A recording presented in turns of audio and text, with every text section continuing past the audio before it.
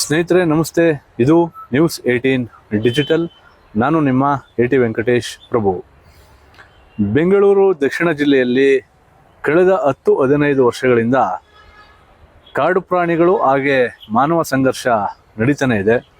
ಅಂದರೆ ಪ್ರಮುಖವಾಗಿ ಜಿಲ್ಲೆಯಲ್ಲಿ ಕಾಡು ಪ್ರಾಣಿಗಳೆಂದರೆ ಚಿರತೆ ಅವಳಿ ಹೆಚ್ಚಾಗಿದೆ. ಅದರಲ್ಲೂ ಪ್ರಮುಖವಾಗಿ ಈ ಜಿಲ್ಲೆಯ ರೈತರಿಗೆ, ಅದರಲ್ಲೂ ಚನ್ನಪಟ್ಟಣ ಮತ್ತು ಕನಕಪುರ ಭಾಗದ ರೈತರಿಗೆ ಸಾಕಷ್ಟು ಉಪಟಳವನ್ನು ನೀಡ್ತಾ ಇರ್ತಕ್ಕಂಥದ್ದು ಕಾಡಾನೆಗಳ ಹಿಂಡು. ಅಂದರೆ ಒಂದು ಕಡೆ ಬನ್ನೇರುಘಟ್ಟ ವೈಲ್ಡ್ ಲೈಫ್ ಆಗಿರ್ಬೋದು, ಜೊತೆಗೆ ಏನು ಈ ಕಡೆ ಚಾಮರಾಜನಗರ ಜಿಲ್ಲೆಯ ಭಾಗದಲ್ಲಿ ಇರತಕ್ಕಂತಹ ಅರಣ್ಯ ಪ್ರದೇಶದಿಂದ ಕೂಡ ಆನೆಗಳ ಹಿಂಡು ಜಿಲ್ಲೆಗೆ ಬರ್ತಾ ಇದ್ದಾವೆ. ಪ್ರಮುಖವಾಗಿ ಕನಕಪುರಕ್ಕೆ ಆಗಮಿಸಿ ಕನಕಪುರದ ನಂತರ ಅವುಗಳ ವಾಸಸ್ಥಾನ ಬಹಳ ಪ್ರಮುಖವಾಗಿ ಚನ್ನಪಟ್ಟಣ ಮತ್ತು ರಾಮನಗರದ ಅರಣ್ಯ ಪ್ರದೇಶದಲ್ಲಿ ಭಾಳಷ್ಟು ಕಾಣಿಸ್ಕೊಳ್ತಾ ಇದೆ. ಒಂದು ಕಡೆ ತೆಂಗಿನಕಲ್ಲು ಅರಣ್ಯ ಪ್ರದೇಶ ರಾಮನಗರ ಮತ್ತು ಚನ್ನಪಟ್ಟಣ ಎರಡೂ ತಾಲೂಕಿಗೆ ಸೇರಿದಂಥ ಅರಣ್ಯ ಪ್ರದೇಶ ಆಗಿದೆ. ಈ ಒಂದು ಅರಣ್ಯ ಪ್ರದೇಶದಲ್ಲಿ ಸಾಕಷ್ಟು ಆನೆಗಳು ಬೀಡನ್ನು ಬಿಡ್ತವೆ. ಒಂದು ಕಡೆ ರೈತರ ಬೆಳೆಗಳು ನಾಶ ಆಗ್ತಾ ಇದೆ, ಮತ್ತೊಂದು ಕಡೆ ಕಾಡಾನೆಗಳು ಕೂಡ ಸಾವನ್ನಪ್ತಾ ಇದ್ದಾವೆ. ಇನ್ನು ಕಳೆದ ವಾರ ಏನು ಚನ್ನಪಟ್ಟಣ ವ್ಯಾಪ್ತಿಗೆ ಸೇರತಕ್ಕಂತಹ ಚಿಕ್ಕಮಣ್ಣುಗುಡ್ಡೆ ಅರಣ್ಯ ಪ್ರದೇಶದಲ್ಲಿ 35ರಿಂದ 40 ವರ್ಷ ವಯಸ್ಸಿನ ಒಂದು ಗಂಡಾನೆ ಸಾವನ್ನಪ್ಪಿದೆ. ಒಂದು ವಾರದ ಬಳಿಕ ಇದು ತಡವಾಗಿ ಬೆಳಕಿಗೆ ಬಂದಿದೆ. ಅಂದರೆ ಚಿಕ್ಕಮಣ್ಣುಗುಡ್ಡೆ ಅರಣ್ಯ ಪ್ರದೇಶದಲ್ಲಿ ಏನು ಸಾವನ್ನಪ್ಪಿರ್ತಕ್ಕಂಥ ಈ ಒಂದು ಆನೆ ಏನು ಅಲ್ಲಿ ಆನೆಗಳನ್ನು ಕಾರ್ಯಾಚರಣೆ ಮಾಡಲಿಕ್ಕೆ, ಆನೆಗಳು ಎಲ್ಲಿವೆ ಎನ್ನುವಂಥ ಮಾಹಿತಿಯನ್ನು ಪಡೀಲಿಕ್ಕೆ ಅರಣ್ಯ ಇಲಾಖೆ ಸಿಬ್ಬಂದಿಗಳು ಡ್ರೋನ್ ಕ್ಯಾಮ್ರಾದಲ್ಲಿ ಒಂದು ಕಾರ್ಯಾಚರಣೆ ಮಾಡಿದಂಥ ಸಂದರ್ಭದಲ್ಲಿ ಈ ಒಂದು ಆನೆ ಸಾವನ್ನಪ್ಪಿರ್ತಕ್ಕಂತಹ ಮಾಹಿತಿ ಅವರಿಗೆ ಸಿಕ್ಕಿದೆ.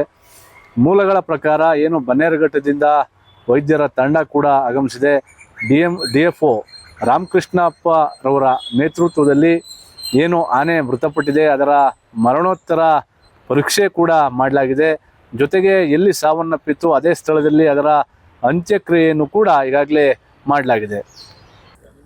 ಬೆಂಗಳೂರು ದಕ್ಷಿಣ ಜಿಲ್ಲೆ ರಾಮನಗರ ವಿಭಾಗದಲ್ಲಿ ನಿನ್ನೆ ಸಂಜೆ ನಮಗೆ ಆನೆಗಳು ಡ್ರೈವ್ ಮಾಡಬೇಕಾದಾಗ ಸ್ಟಾಫ್ಗಳು ಚಿಕ್ಕಮಣ್ಣುಗುಡ್ಡದಲ್ಲಿ ಒಂದು ಕಡೆ 3 ಆನೆಗಳು ನಿಂತಿದ್ದು, ಡ್ರೋನಲ್ಲಿ ಅವನ್ನ ಹೊಲಕ್ಕೆ ಬರ್ದಿದ್ದಂಗೆ ಹೊರಗಡೆ ಅದನ್ನು ಬರಬೇಕು ಮಾನಿಟರ್ ಮಾಡ್ತಿರೋ ಸಮಯದಲ್ಲಿ ಅಲ್ಲೇ ಇದ್ದವು. ಆಮೇಲೆ ಒಂದು ಆನೆ ಮಲಗಿದೆ ಅಂತ ಗೊತ್ತಾಗಿ ಡ್ರೋನ್ನ ಫೋಕಸ್ ಒಳಗಡೆ ಮಾಡಿದಾಗ ಒಂದು ಆನೆ ಆಗಿ ಬಿದ್ದಿರೋದು ಗೊತ್ತಾಯಿತು.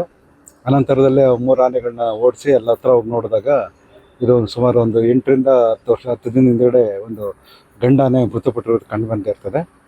ಸೊ ದಂತ ಹಾಗೆ ಇತ್ತು. ಮೊದಲೇ ನಾವು ಅದು ಆನೆ ನೋಡಿದಾಗ ದೊಡ್ಡ ಹಳ್ಳ ಇದೆ, ಸುಮಾರು 50 ಮೀಟ್ರು ಆಳ ಇರುವಂತಹ ಎತ್ತರದಿಂದ ಹಳ್ಳ ಇದೆ. ಹಳ್ಳದ ಒಳಗಡೆ ಬಿದ್ದಿತ್ತು ಆನೆ. ಬಿದ್ದಿತ್ತು, ಅದು ಬಿದ್ದು ಮಲಗಿದ್ದು ಬಾಡಿ ಎಲ್ಲ ಸ್ವಲ್ಪ ಡಿಕಂಪೋಸ್ ಆಗ್ತಾಯಿತ್ತು. ಆಮೇಲೆ ನಾವು ನೋಡಿದಾಗ ಸಂಜೆ ಆಗಿರೋದ್ರಿಂದ ಪ್ರಶ್ನೆ ಮಾಡಿ ಬೆಳಿಗ್ಗೆ ಪಶುವೈದ್ಯ ಡಾಕ್ಟರ್ಗಳನ್ನ ಕರ್ಸ್ಕೊಂಡು ಮಾಡೋಣ ಅಂತ ಹೇಳಿದ್ರು. ಅದು ಒಂದೇನಾಗಿದೆ, ದಾರಿ ಓಡಾಡುವ ದಾರಿ ಆನೆಗಳು ಓಡಾಡ್ತಾ ಇದ್ದ ದಾರಿಗಳದು ಸ್ವಲ್ಪ ಕಿರಿದಾದಂಗಿದೆ. ಒಂದು ಡಾಕ್ಟರ್ ಕೊಟ್ಟಿರೋ ಕಾರಣ ಜಾರಿ ಬಿದ್ದು ಹಾರ್ಟ್ ಅಟ್ಯಾಕ್ ಆಗಿರ್ಬೋದು, ಅಥವಾ 2 ಆನೆಗಳಲ್ಲೇನೋ ತಳ್ಳು ಕಿಳ್ಳು ಮಾಡೋದಾಗದಾಗ ಜಾರಿ ಬಿದ್ದವ್ರು ಮಾಡ್ಬೋದು. ಮತ್ತು ನಮ್ಗೆ ಯಾಕೆ ನಾವು ಲೇಟಾಗಿ ಡಿಟೆಕ್ಟ್ ಆಯಿತು ಅಂದರೆ, ನಮ್ಮಲ್ಲಿ ಈಗ ಚಿಕ್ಕಮಣ್ಣುಗುಡ್ಡದಲ್ಲಿ ಆನೆಗಳು ಇರಲಿಲ್ಲ. ಸುಮಾರು 1 ತಿಂಗಳಿಂದನೂ 20-25 ದಿವಸನೂ ಚಿಕ್ಕಮಣ್ಣುಗುಡ್ಡದಲ್ಲಿ ಆನೆ ಇರಲಿಲ್ಲ. ಮೊನ್ನೆ ಬಂದ 2 ಆನೆಗಳ ಜೊತೆ ನನ್ನ ಕ್ವಾರ್ಟರ್ಸ್ ಹತ್ರನೇ ಬಂದಿದ್ದು ಒಂದು ಆನೆ, 3 ಆನೆಗಳು ಸೇರಿಕೊಂಡು ಇಲ್ಲಿ ಓಡಾಡ್ತಾಯಿದ್ದು. ಸೊ ಅವನ್ನ ಕಾಡಿಂದ ಹೊರಗಡೆ ಓಡಿಸಲ್ಲ, ಕಾಡಿಂದ ಹೊರಗಡೆ ಬರ್ತವೆ ಅನ್ನೋ ನಿಗಾ ಇಟ್ಕೊಂಡು ವಾಚ್ ಮಾಡ್ತಿರೋ ಸಮಯದಲ್ಲಿ ಈ ಸತ್ತಿರೋ ಆನೆಗಳು ಇದ್ದಿದ್ದು ಕಂಡು ಬಂದು ಇದು ಮಾಡ್ತು. ಇವತ್ತು ಪೋಸ್ಟ್ಮಾರ್ಟಮ್ ಮಾಡಿದ್ದೀವಿ. ಡಾಕ್ಟ್ರು ಇಲ್ಲೇ ನಮ್ಮ ಜೊತೆಲಿದ್ದಾರೆ. ಅವ್ರ ಪೋಸ್ಟ್ಮಾರ್ಟಮ್ ಪ್ರಕಾರ ಅದೇ ಜಾರು ಬಿದ್ದಾಗ ಏನಾದರೂ ಅದಕ್ಕೆ ಸಡನ್ ಶಾಕ್ ಆಗಿರ್ಬೋದು, ಮತ್ತು ಅದನ್ನು ತಿಳ್ಕೊಳ್ಳೋಕ್ಕೆ ಯಾವುದೇ ರೀತಿಯಾದಂಥ ಮೆಟೀರಿಯಲ್ ಸಿಗ್ತಾ ಇಲ್ಲ. ಅದನ್ನು ತೊಗೊಂಡಿದ್ದಾರೆ, ಕಲೆಕ್ಟ್ ಮಾಡ್ಕೊಂಡಿದ್ದಾರೆ. ಯಾವ್ಯಾವ ಬಾಡಿ ಆರ್ಗನ್ ಸಿಗ್ಬೋದು ಅದನ್ನು ತಗೊಂಡು ಮತ್ತೆ ಅದನ್ನು ಡೀಟೇಲ್ಸ್ ಎಕ್ಸಾಮಿನೇಷನ್ ಆದಮೇಲೆ ಡೆತ್ ಕಾರಣ ತಿಳಿಸ್ತೀವಿ. ಡಾಕ್ಟ್ರು ಎಷ್ಟು ವರ್ಷ ಇದ್ದಿರ್ಬೋದು? 35ರಿಂದ 40 ವರ್ಷ. ಮತ್ತು ಯಾವುದೇ ರೀತಿಯಾದಂಥ ಹಂಟಿಂಗ್ ಇದಿಲ್ಲ. ಮತ್ತು ಮೇಲ್ಗಡೆ ಗುಂಡೇಟ್ ಆಗಿರ್ಬೋದು ಅಥವಾ ಏನಾದರೂ ದೂರ ಮದ್ದು ಮಾಡೋದು ಏನಿಲ್ಲ. ಇದು ಹೋಗ್ತಾ ಇರುವಾಗ ಆಕಸ್ಮಿಕವಾಗಿರ್ಬೋದು ಅನ್ನೋ ಒಂದು ಇದಿದೆ. ಸೊ ಕಾರಣ ಮುಂದೆ ಡಾಕ್ಟರ್ ಎಕ್ಸಾಮಿನೇಷನ್ ಆದಮೇಲೆ ತಿಳಿಸಲಾಗುತ್ತೆ.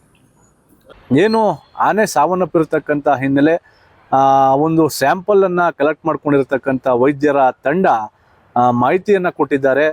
ಅಂದರೆ ಇದು ಇತರೆ ಆನೆಯ ಜೊತೆಗೆ ಗುದ್ದಾಡಿ ಸಾವನ್ನಪ್ಪಿರ್ಬೋದು, ಅಥವಾ ಏನು ಆನೆ ಸಾವನ್ನಪ್ಪಿರ್ತಕ್ಕಂತಹ ಸ್ಥಳ ಒಂದು ಹಳ್ಳ ಆಗಿದೆ, ಅಲ್ಲಿ ಕಾಲು ಜಾರಿ ಬಿದ್ದು ಹೃದಯಾಘಾತದಿಂದಲೂ ಕೂಡ ಆನೆ ಸಾವನ್ನಪ್ಪಿರಬಹುದು ಎನ್ನುವಂತಹ ಮಾಹಿತಿಯನ್ನು ವೈದ್ಯರ ತಂಡ ಕೊಟ್ಟಿದ್ದಾರೆ. ಇದೊಂದು ಬಿಟ್ವೀನ್ 35 to 40 ಇಯರ್ಸ್ ಮೇಲಿದು. ಸೊ ಬ್ರೀಡಿಂಗ್ ಏಜಲ್ಲಿದೆ. ಇದು ಸತ್ತು ಒಂದು 12ರಿಂದ 15 ದಿನಗಳಾಗಿರ್ಬೋದು. ನಾವು ಕಂಪ್ಲೀಟ್ ಲಿಕ್ವಿಫಿಕೇಶನ್ ಅಂದರೆ ಆರ್ಗನ್ಸ್ ಎಲ್ಲ ಲಿಕ್ವಿಫೈ ಆಗಿದೆ, ನೀರಾಗಿದೆ, ನೀರಿನ ಥರ ಆಗಿದೆ. ಆದ್ರೂ ನಾವು ಹಾರ್ಟು ಮತ್ತು ಇಂಟೆಸ್ಟೈನಲ್ ಸ್ಯಾಂಪಲ್ಸ್ ಕಲೆಕ್ಟ್ ಮಾಡಿದ್ವಿ. ಇದನ್ನ ಫರ್ದರ್ ಲ್ಯಾಬೊರೇಟರಿ ಅನಾಲಿಸಿಸ್ ಮಾಡಿ ನಮಗೆ ಕಾಸ್ ಆಫ್ ಡೆತ್ ಮೇಲ್ನೋಟಕ್ಕೆ ಯಾವ ಕಾರಣದಿಂದ ಸತ್ತಿರ್ಬೋದು ಅನ್ಸುತ್ತೆ ಸರ್? ಈಗ ಮೇಲ್ನೋಟಕ್ಕೆ ಅದು ಫಿಸಿಕಲ್ ಇಂಜುರೀಸ್ ಯಾವುದೂ ಇಲ್ಲ. ಸೊ ಮತ್ತು ಆ ಸ್ಥಳ ನೋಡಿದ್ರೆ ಭಾಳ ನ್ಯಾರೋ ಸ್ಟೀಪ್ ಇದೆ, ಅದು ಎದ್ದು ಬರೋಂಥ ಜಾಗನೂ ಅಲ್ಲ. ಸೊ ನಾವು ಇನಿಷಿಯಲ್ ಅಸೆಸ್ಮೆಂಟ್ ಏನಂದರೆ ಮೇಲ್ಸು ಅದರ ಆಕ್ಸಿಡೆಂಟಲ್ಲಿ ಬಿದ್ದಿರ್ಬೋದು ಅಥವಾ ಇಂಟೆನ್ಷನಲಿ ತಳ್ಳಿರ್ಬೋದು. ಸೊ ಅದೊಂದು ಫಿಸಿಕಲ್ ಆಸ್ಪೆಕ್ಟಲ್ಲಿ ಯೋಚನೆ ಮಾಡಿದ್ವಿ. ಸೆಕೆಂಡು ಇದು ಏನಾದರೂ ಗನ್ ಶಾಟ್ ಇದೆಯಾ ಆ ಥರ ಏನಾದ್ರು ನೋಡಿದ್ವಿ. ಸೊ ಅದೆಲ್ಲ ಅಸೆಸ್ ಮಾಡಿದಾಗ ಇಲ್ಲಿ ನಮಗೆ ಮೆಟಲ್ ಡಿಟೆಕ್ಷನ್ ಎಲ್ಲೂ ಆಗಿಲ್ಲ. ಈ ಇನಿಷಿಯಲ್ ಏನಂದರೆ ನಾವೀಗ ಲ್ಯಾಬೊರೇಟರಿ ಅನಾಲಿಸಿಸ್ ಮಾಡಿದ್ಮೇಲೆ ನಮಗೆಲ್ಲ ಕಂಪ್ಲೀಟ್ ಪಿಕ್ಚರ್ ಗೊತ್ತಾಗುತ್ತೆ. ಬಟ್ ಆಸ್ ಆಫ್ ನಾವು ಸ್ವಲ್ಪ ಫಿಸಿಕಲ್ ಟ್ರಾಮಾಯಿಂದನೇ ಡೆತ್ ಆಗಿದೆ ಅಂತ ಅನ್ಕೊಂಬೋದು. ರಿಪೋರ್ಟ್ ಎಲ್ಲೂ ಕಳಿಸ್ತೀರಿ ಸರ್? ನಮ್ಮಲ್ಲಿ IHNB ಇದೆ, ಸೊ ಅಲ್ಲಿಗೆ ಕಳಿಸಿ ನಾವು ಅನಾಲಿಸಿಸ್ ಮಾಡ್ಬೋದು. ಏನೇ ಇದ್ರೂ ಕೂಡ ಒಂದು ಕಡೆ ಕಾಡಾನೆಗಳಿಂದ ರೈತರ ಬೆಳೆಗಳು ನಾಶ ಆಗ್ತಾ ಇದೆ, ಜೊತೆಗೆ 10 ಜನ ರೈತರು ಈಗಾಗಲೇ ಜಿಲ್ಲೆಯಲ್ಲಿ ಆನೆ ದಾಳಿಯಿಂದ ಸಾವನ್ನಪ್ಪಿದ್ದಾರೆ. ಮತ್ತೊಂದು ಕಡೆ ಕಾಡಾನೆಗಳು ಕೂಡ ಏನು ಅವುಗಳು ಗುದ್ದಾಡಿ ಅಥವಾ ಬಿದ್ದು ಸಾವನ್ನಪ್ತಾ ಇವೆ. ಈ ಎಲ್ಲ ಬೆಳವಣಿಗೆಗಳಿಂದ ಸಾಕಷ್ಟು ಇದು ಒಂದು ರೀತಿ ರೈತರಿಗೆ ಮತ್ತು ಕಾಡು ಪ್ರಾಣಿಗಳಿಗೆ ಇಬ್ಬರಿಗೂ ಕೂಡ ನಷ್ಟ ಆಗ್ತಾ ಇದೆ. ಹಾಗಾಗಿ ರಾಜ್ಯ ಸರ್ಕಾರ ಹಾಗೂ ಕೇಂದ್ರ ಸರ್ಕಾರ ಒಂದು ಸೂಕ್ತ ಕ್ರಮವನ್ನು ವಹಿಸಬೇಕು.